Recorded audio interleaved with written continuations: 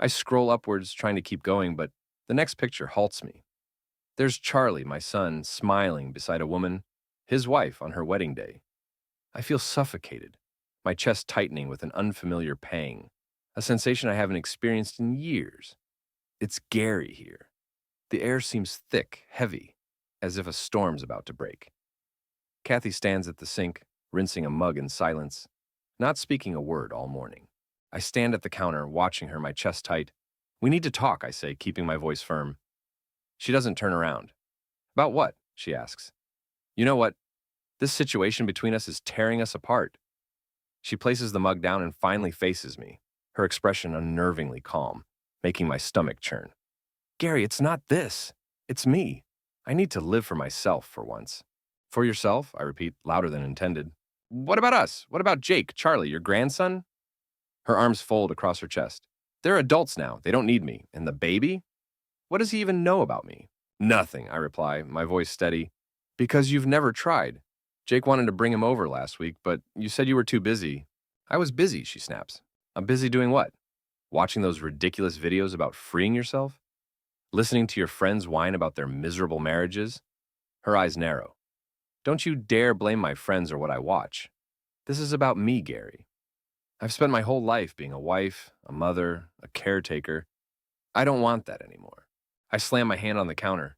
You don't want that, Kathy? That's who you are. That's who we are. Her voice rises sharp and cold. No, Gary, that's who you think I am. But I don't want to be a wife or a mother or a grandmother anymore. I want to be myself. The words hit me like a slap, and I feel my breath catch. Yourself? I ask, stepping closer, my fists clenched. Who the hell have you been for the past 30 years? Someone else, she says, not flinching. Someone you don't recognize anymore. So you're just going to walk away, I demand? From me? From the boy? From the life we've built? I'm not walking away, she replies, her voice maddeningly calm. I'm choosing myself. Choosing yourself? I echo, bitter laughter escaping. And what happens when you realize you've thrown everything away for nothing? What happens when you're alone, Kathy? Her jaw tightens. I won't be alone. Said, you think those friends of yours will stick around? Or the strangers online who cheer you on while their own lives fall apart? I challenge, but she doesn't respond. She grabs her coat from the chair. Kathy, stop! I plead, my voice softening. Think about what you're doing. Think about Jake, Charlie, me. We're your family. We love you. She pauses for just a second before shaking her head. I can't do this anymore, Gary. I'm sorry. I step aside, watching her move toward the door. Sorry? That's all you can say? You're sorry? Yes, she says, her voice cracking for the first time. But I'm not changing my mind. The silence between us is deafening. She walks to the door. You'll regret this? I say quietly. She pauses, her hand on the doorknob. Maybe I will, she admits. But I can't live my life based on what-ifs anymore. And with that, she's gone. The next day, Charlie calls. Dad, what's going on? Mom's not answering any of my texts. She left, I reply, my voice empty. She doesn't want to be a wife or a mother anymore. What the hell does that mean? Charlie's voice is sharp with anger. It means she's lost her mind, I mutter. Did you fight? Did you try to stop her? Of course I did. I begged her, Charlie. She doesn't care. She says she wants to find herself. There's a pause on the line. What about Jake? Does he know? I haven't called him yet, I admit. I'll handle it, Charlie says. But Dad, what are we supposed to do? I don't have an answer. Later, Jake calls. His voice is calmer now. Dad, maybe she needs space. Maybe she'll come around. She walked out, Jake, I tell him. She slammed the door and didn't look back. After a moment of silence, he says, let me know if you hear from her. I'll try calling too. But days turn into weeks, and Kathy doesn't return.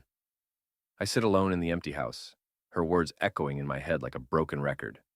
I don't want to be a wife, a mother, or a grandmother. I want to be myself. Hey, it's Kathy. I thought I was free when I finally signed the divorce papers. It felt like I was shedding a skin that had been suffocating me. Gary didn't even try to stop it. He just sat there, quiet, staring at me, like he had already given up on us long before I did. He didn't say a word.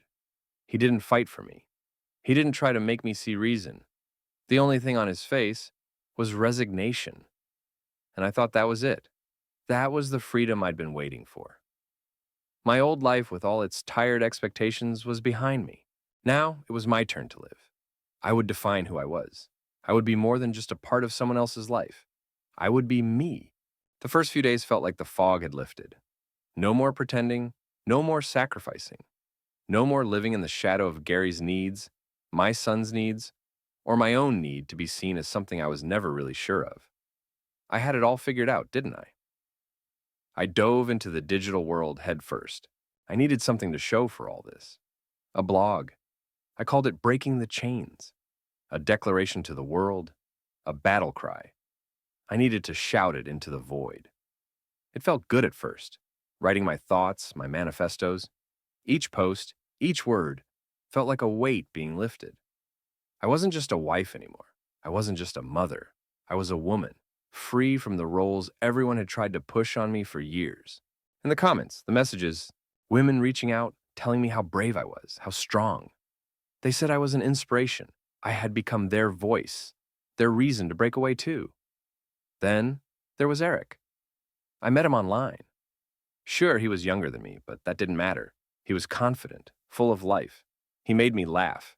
He made me feel wanted in a way Gary hadn't in years. He said my blog was brilliant, that I was changing the world. For a moment, I believed him. I believed I could live my best life finally, with someone who understood me, someone who celebrated the new me. It felt like a breath of fresh air. He moved in after a few months, just like that. No baggage, no kids, no ex-wife to worry about. It was just me and him. And for a while, it felt right. He pushed me to go further with the blog, to write more, to share more. He said I was meant for greatness. I told myself it was everything I wanted, everything I needed. But little by little, things started to feel off. There were nights when he'd disappear into his own world, into his phone, into his thoughts, and I'd be left staring at the wall, wondering if this was it. The relationship felt like a shell, like something I was trying to make work but couldn't fit together. The blog, once my refuge, began to feel like an obligation. I was writing for the wrong reasons. Or maybe everything was just wrong. The comments were mostly supportive, sure, but they were so surface level. Women telling me to be proud of my journey, to keep pushing forward. But deep down, I knew they didn't really understand. How could they? They were just following the same rhetoric I had once followed. Defy society, be free, embrace independence. But it wasn't that simple, was it? I couldn't escape the nagging feeling that something was missing. I hadn't spoken to Jake or Charlie in months, not a word. I had cut them off. I had chosen this path, and now it felt like I was looking at them through glass. Distant, untouchable. When I tried to reach out to ask how they were, they didn't reply. They didn't care anymore.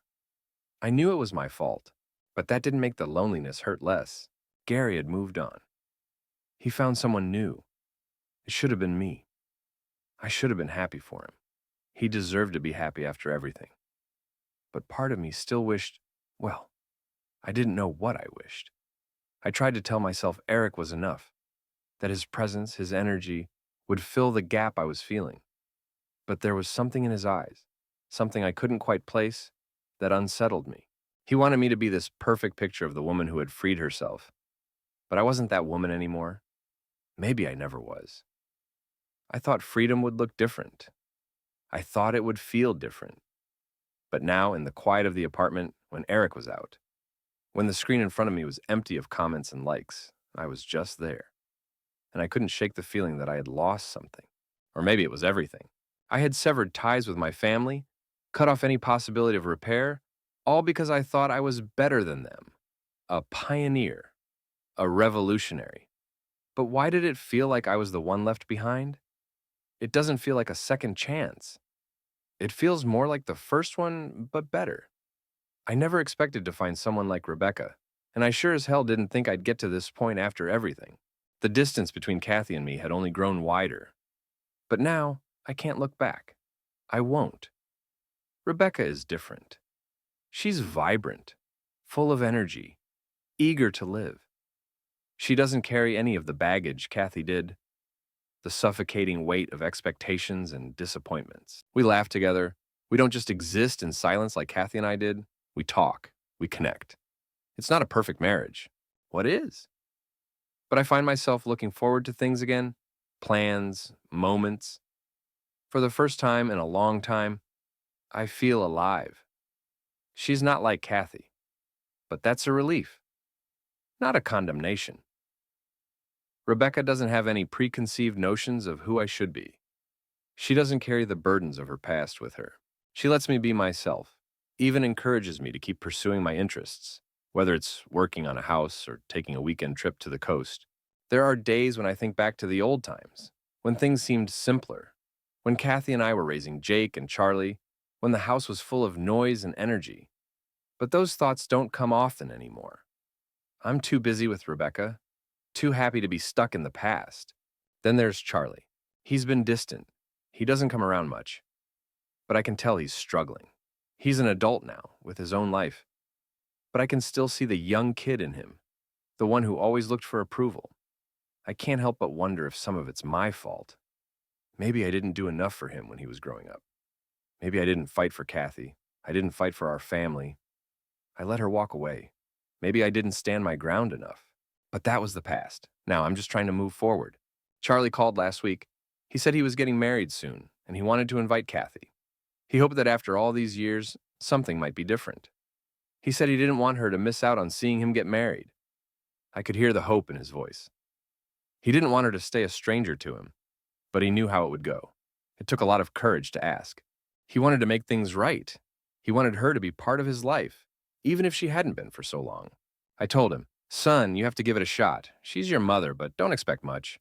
She's made her choices." Charlie didn't listen. He went to the house. I didn't think it would work. I knew Kathy too well by now. She had built herself into something unrecognizable. A woman who turned her back on everything that had once mattered, on the family she had raised, on the people who still loved her. But Charlie had to try. He knocked on the door, his hand shaking as he held the invitation. He thought maybe after all this time she'd soften. Maybe, just maybe, she'd realize the damage she had done and come to see him. He wanted her to see him, to be part of the man he had become. But when the door opened, Kathy didn't even let him speak. He tells me later that she didn't say a word, didn't even ask what he was doing there. She just slammed the door in his face. I wasn't surprised. Kathy had always been proud. Her bitterness, her coldness, had only deepened over the years. She had chosen to walk away. And now, it seemed like she had cemented that decision. I couldn't tell if it was because she hated us for not supporting her, or if she just didn't care anymore. Either way, she had made her choice. Charlie stood there for a long time, looking at the door, waiting like she might open it again. But it didn't happen. I know he must have been crushed, even though he didn't show it. He's never been the type to break down. But that had to hurt. When he got back to my place, his face was pale. His shoulders sagged with defeat. "She slammed the door, Dad," he said, voice barely above a whisper. "She didn't even let me explain. I thought maybe I could fix things, but she doesn't care. She doesn't want me." It hurt me too. It hurt knowing that Kathy, the woman who had once held everything together, was so far gone. She wouldn't even try. I saw the pain in Charlie's eyes, but I didn't know what to say. He was looking at me, hoping I would have the answers, wishing somehow I could fix this for him. But I can't. I can't fix her anymore. Charlie left, his hope shattered, and I sat there wondering what had happened to the woman I once loved. Then Rebecca walked into the room, her smile warm and bright, but I couldn't shake the sadness. It wasn't for me anymore, it was for Charlie. He had tried. He had made the effort to reach out and mend the broken pieces of our family. But Kathy wasn't willing to meet him halfway. I could see the disappointment on his face. That's the thing with Kathy now. She's not the woman I knew. The one who would have fought for us, for our family, is gone. And here I am, left with my second chance, wondering if Charlie will ever get us back. I don't even know why I bother with social media. All it does is flood my mind with images I don't want to see, reminders of the life I let slip away. But tonight I can't stop myself. The screen lights up, and there it is. Another post, another picture from a world that's no longer mine. Gary and Rebecca. I blink, expecting it to vanish, but it stays. They're standing together, smiling, so happy. Gary's arm is around her waist, and her head is tilted slightly toward him. She looks radiant, like she's found everything she's been searching for. And Gary, he's different. He's glowing. There's life in his eyes, something I haven't seen in years.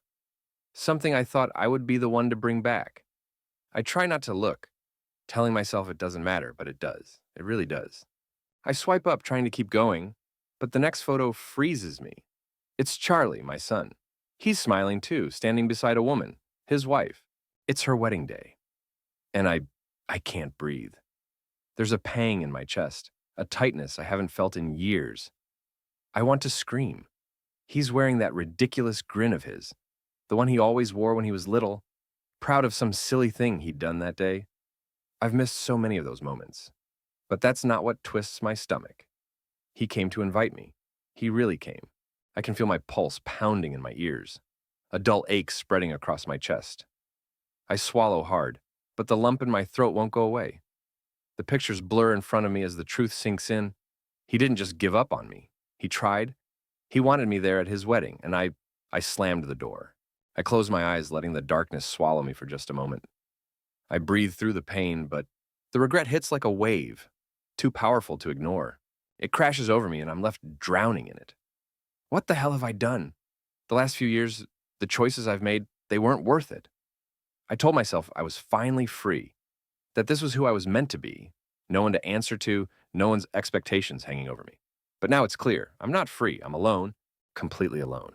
My live-in partner, the one I convinced myself would fill the void, the one who would comfort me after I threw everything else away, he's gone now. He's moved on. He's with someone else. As I sit here, scrolling through pictures of a life I let go, I try not to think about him.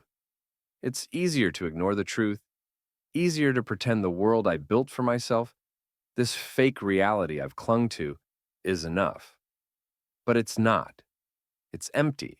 I hate how empty it is. I hate how I thought I could leave it all behind and find something better, something real. But all I've done is build a house of cards, and now it's collapsing. I used to say I didn't need them, that Gary, Jake, and Charlie were just weights holding me down. I was suffocating in a life that felt too small for me. But now, I see what I've lost. I lost Gary. I lost Jake. I lost Charlie. I lost the family I never appreciated. The one I thought I could walk away from without a second thought.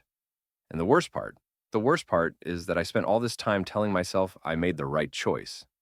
But deep down, I know I didn't. I thought leaving was a declaration of independence, of strength. But now I see it for what it really is, a cowardly escape from the mess I didn't want to face. I was too proud, too stubborn. I thought I could find something better, but this is nothing. It's an illusion. I scroll past the wedding pictures of Gary and Rebecca, past Charlie's big day. There are other photos, too. Snippets of their lives, snippets of the people I used to know. And in every one of them, I'm absent. I'm not there, and I never will be. It's too late now. I stare at the empty space in front of me. The silence presses in on me, heavy and suffocating. The reality of my decision hits harder than anything else. The family I thought I could walk away from, the love and respect I thought I didn't need, they're all gone. And there's no escaping it. The door's closed and I'm locked out. And this life I've built, it's not freedom. It's a cage. The realization hits me in waves. I've lost everything, and I don't know how to get it back.